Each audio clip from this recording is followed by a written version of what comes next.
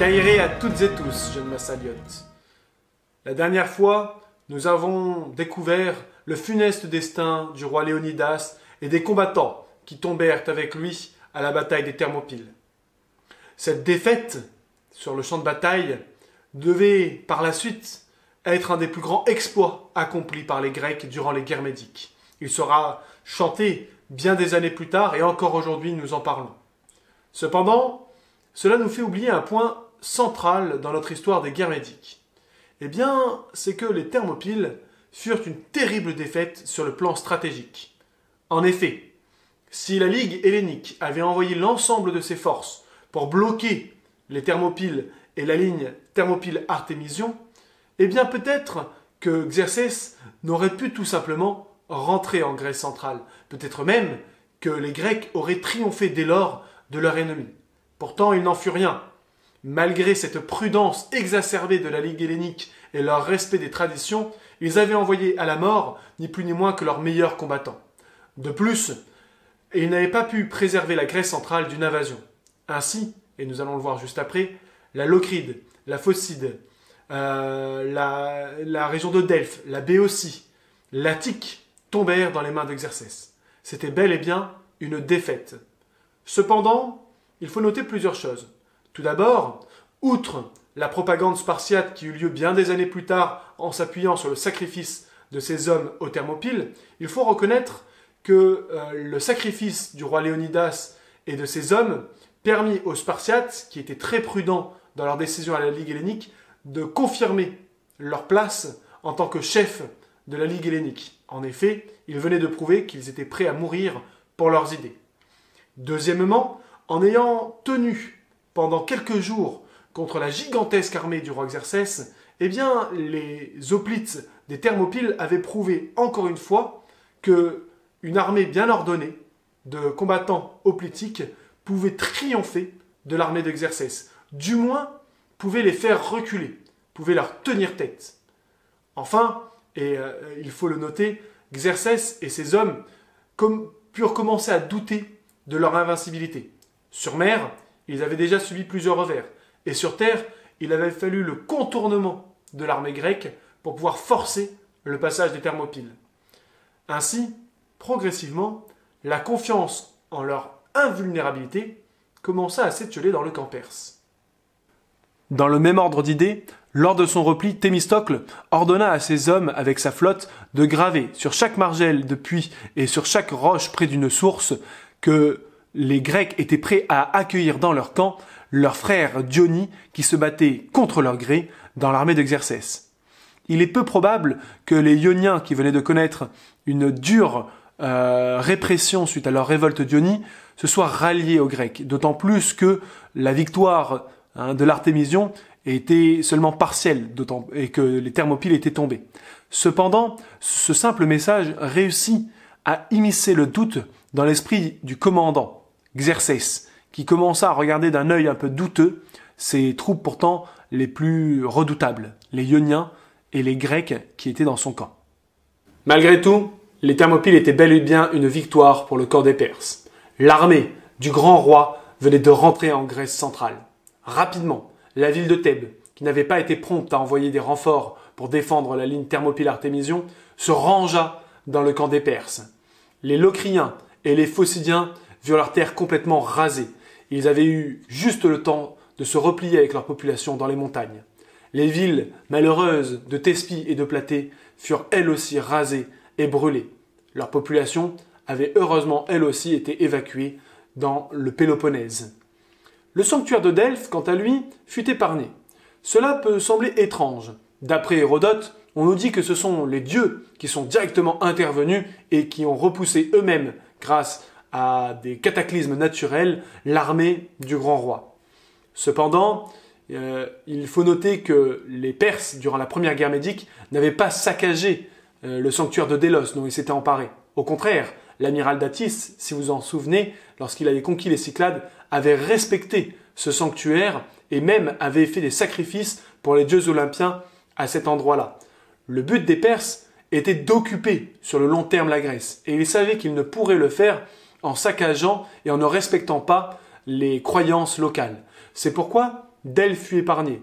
D'autant plus, rappelez-vous, que Delphes n'avait pas donné d'oracle réellement favorable à la résistance des Grecs. C'est pourquoi Xerxès put continuer sa marche en direction de son objectif principal.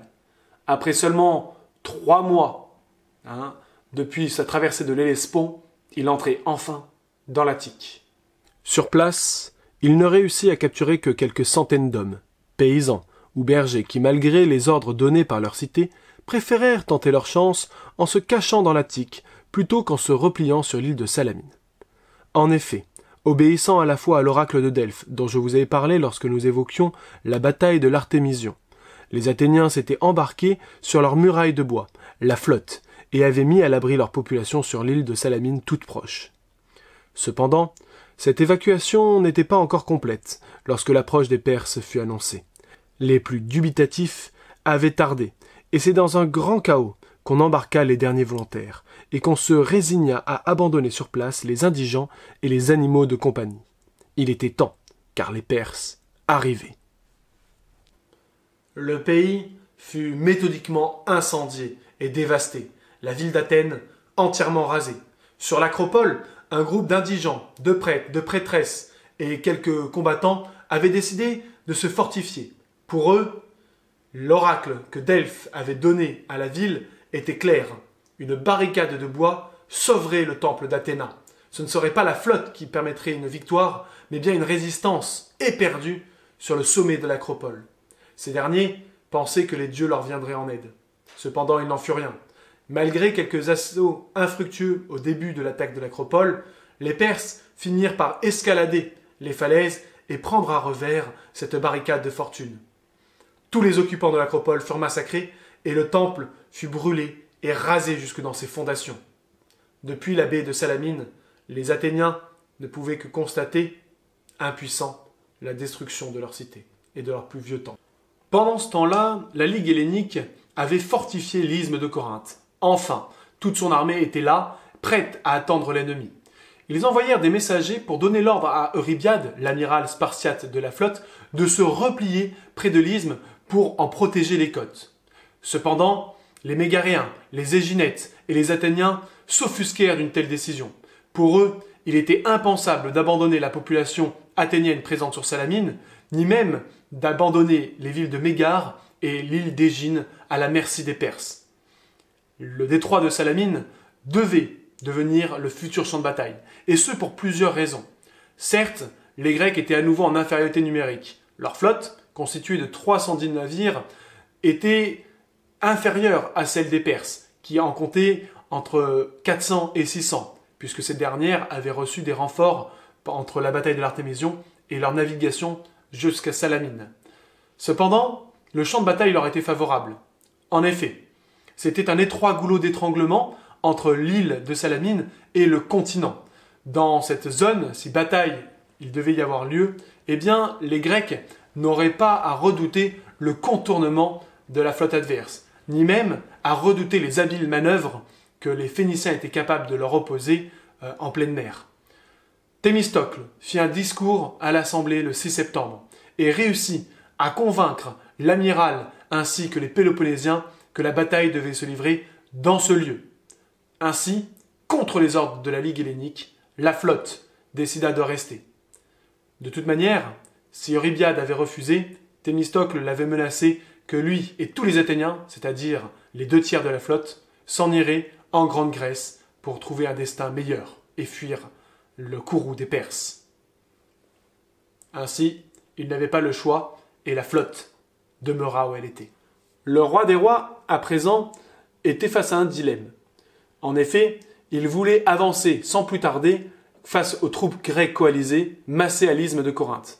Mais la stratégie la plus viable pour en venir à bout était de contourner cette position en embarquant une partie de son armée sur sa flotte. Cependant, bien que sa flotte soit en supériorité numérique, les pertes qu'il avait subies lors de la bataille du cap de l'Artémision et des tempêtes précédentes ne lui permettaient pas de scinder sa flotte en deux pour occuper à la fois les troupes grecques et de l'autre débarquer et contourner l'isthme de Corinthe. Aussi, il décida de relier l'île de Salamine au continent par la construction d'un immense môle de terre. Ces esclaves vinrent pour boucher le détroit en jetant de très nombreuses pierres et un grand remblai. Cependant, la présence de la flotte grecque avorta ce projet. Après une semaine de travaux, les esclaves étaient tués les uns après les autres par des archers disposés sur les îles en face du continent et sur les ponts des navires grecs. Xerxès n'avait plus le choix. Il devait trouver une solution pour mettre en péril la flotte des Grecs. La reine d'Halicarnasse, Artémise Ière, lui conseilla tout simplement de faire le siège de l'île, de l'encercler avec ses navires plus nombreux, de forcer ainsi les Grecs soit à une sortie qui leur serait défavorable, soit à attendre et à mourir de faim sur l'île de Salamine avec toute la population athénienne. Cependant, Xerxès ne put se ranger à cette opinion, et ce pour plusieurs raisons.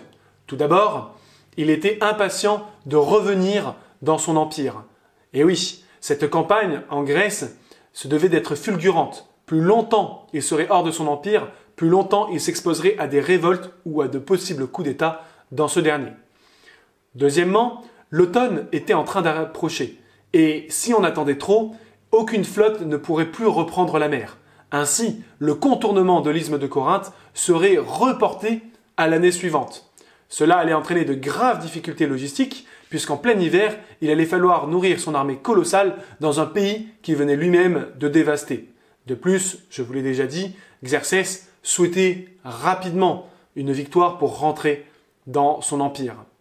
Ainsi, il décida d'attaquer les Grecs, mais il ne souhaitait pas s'engouffrer dans l'étroit canal. Il n'était pas niais ou faible d'esprit, comme certains ont voulu le dire.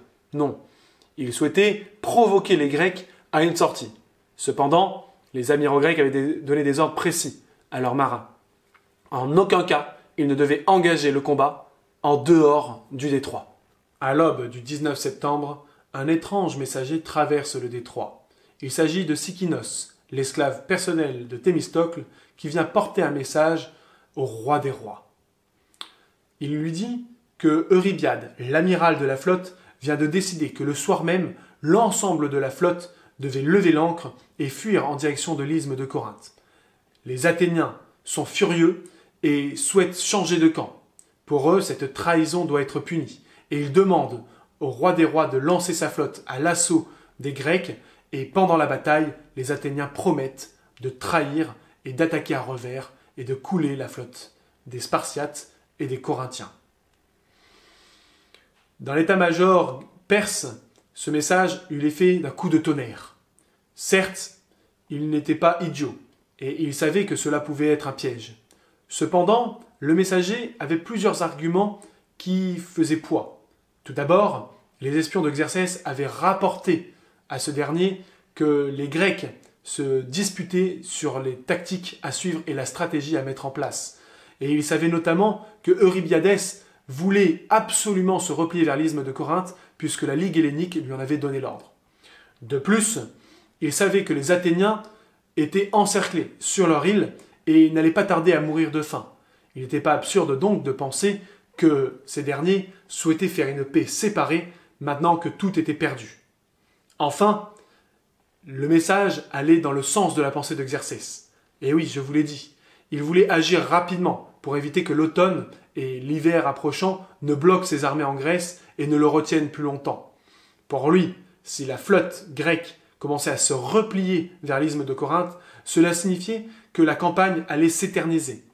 Aussi, il fallait capturer cette flotte pendant qu'elle serait sur son repli. Il donna donc l'ordre à une partie de sa flotte, les contingents égyptiens, de contourner l'île de Salamine pour venir se poster dans le détroit nord-ouest, la séparant du continent. Ainsi, il pourrait tendre une embuscade à la flotte grecque en plein repli. De même, il donna des ordres à ses autres amiraux, phéniciens, chypriotes, grecs d'Ionie, de se tenir prêts pour attaquer la flotte grecque au moindre mouvement suspicieux de retraite.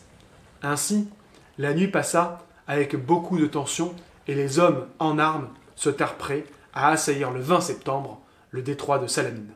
Mais les Perses auraient bien fait de se méfier. En effet, il s'agissait bien là d'une ruse de Thémistocle, qui, telle la métisse d'Ulysse, prouvait encore que les Grecs en avaient à revendre et ne se laisseraient pas assaillir sans se défendre. Thémistocle, pour pousser à la faute les commandants perses, décida de donner l'ordre à Adimante, le chef de la flotte de 50 trières corinthiennes, de feindre une retraite. Aussi, j'aimerais qu'on défende l'honneur de cet homme. Adimante leva les voiles et fit mine de se replier vers le nord avec tous les Corinthiens. Ce qui fait dire aujourd'hui à beaucoup de détraqueurs de la cité de Corinthe que les Corinthiens ont tenté d'abandonner les Grecs pendant cet instant crucial.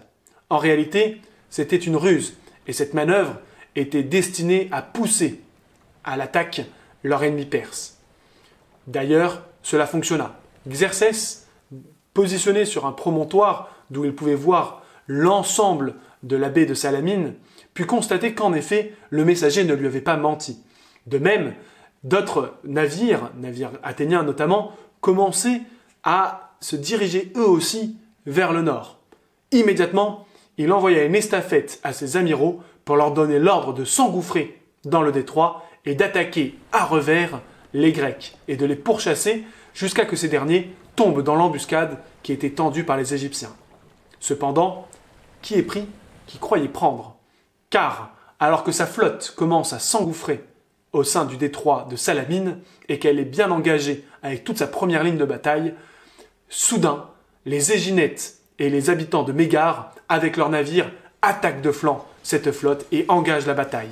Les Athéniens et les Corinthiens font demi-tour et eux aussi se mettent à assaillir les Perses qui se retrouvent à l'étroit dans ce goulot. Quel désarroi dut s'emparer de la flotte perse et phénicienne face à la volte-face de la flotte athénienne. En effet, Échille, qui participa à la bataille et fit plus tard une pièce de théâtre du nom des Perses, nous raconte cet instant de la bataille de Salamine. Une clameur se fit d'abord entendre du côté des Grecs, comme un hymne, tandis que l'éclat en est renvoyé par les rochers de l'île. En écho, la peur saisit alors tous les barbares, déçus dans leurs espérances, car ce n'était pour fuir que les Grecs entonnaient ce péant solennel, mais bien pour s'élancer au combat, d'une âme intrépide. Une trompette sonna, embrasant toute la ligne. Rapidement, les rames plongèrent toutes ensemble, frappant l'eau profonde en cadence. Et tous apparurent alors en pleine vue. L'aile droite, la première, en bon ordre. Apparut ensuite toute la flotte, et celle-ci se déploya. Comme je viens de vous le dire, les Éginettes et les Mégaréens viennent de prendre de flanc la flotte perse. Cette dernière essaye de se réordonner, mais dans l'étroit goulot de Salamine, elle ne peut opposer que 20 trières de front face à la flotte adverse. Le combat, au lieu de s'éterniser en large manœuvre tactique navale, devint un combat d'abordage, pont contre pont, éperonage contre éperonage. Les Grecs, dans ces combats, eurent rapidement le dessus. L'amiral perse, le frère même de Xerxès, fut tué dès les débuts du combat alors qu'il tentait un abordage par un coup de javelot. La reine Artémis Ier d'Halicarnasse réussit d'ailleurs l'exploit de récupérer son cadavre. En plein combat, les Phéniciens ne pouvaient bénéficier de leur avantage qui était leurs navires rapides et légers. Ces derniers d'ailleurs étaient un peu plus hauts que les navires grecs. Or, le vent se mit à souffler par le sud, à peu près à 9 heures du matin. La houle réussit à s'engouffrer dans le détroit et fit tanguer les hauts navires des Phéniciens, qui, bien que mieux armés, étaient surchargés par l'armée qu'ils avaient eux-mêmes embarquée. Les Grecs purent alors les éperonner de flanc et en couler de très nombreux. Rapidement, ce fut la débandade. Et alors que la première ligne commençait à refluer vers le détroit, la seconde ligne de la flotte perse, elle, tentait d'y entrer. Et oui, les capitaines avaient bien reçu le message de Xerxès. En cas de défaite, ils seraient tous tués. C'est pourquoi, pour faire preuve de courage, ces derniers tentaient malgré tout de rentrer dans ce détroit. Un grand embouteillage, comme vous dites, se fit à cet endroit-là. Cela n'empêcha pas quelques Perses de s'illustrer, notamment par exemple le navire des Samothraces, qui après avoir coulé un bateau athénien, fut éperonné à son tour par un navire éginète.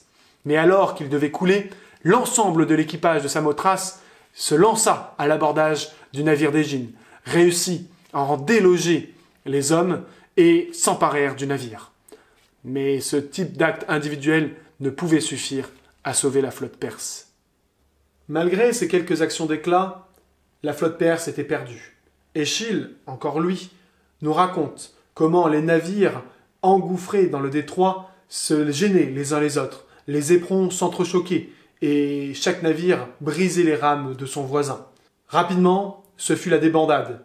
Le détroit se transforma en un amas d'épaves, de débris de navires et de cadavres. Dans la débâcle, la reine Artémise Ier d'Halicarnasse tourne son navire et réussit à se diriger vers un passage. Cependant, ce dernier est bloqué par un navire allié. Ce navire n'est autre que celui du roi Damasiténos, qui règne en Lycie. Sans coup férir, elle l'éperonne et le coupe en deux pour se frayer un passage vers la liberté. Xerxès, qui observe tout cela du haut de son promontoire, pense qu'elle vient de couler un navire des Grecs, adverse.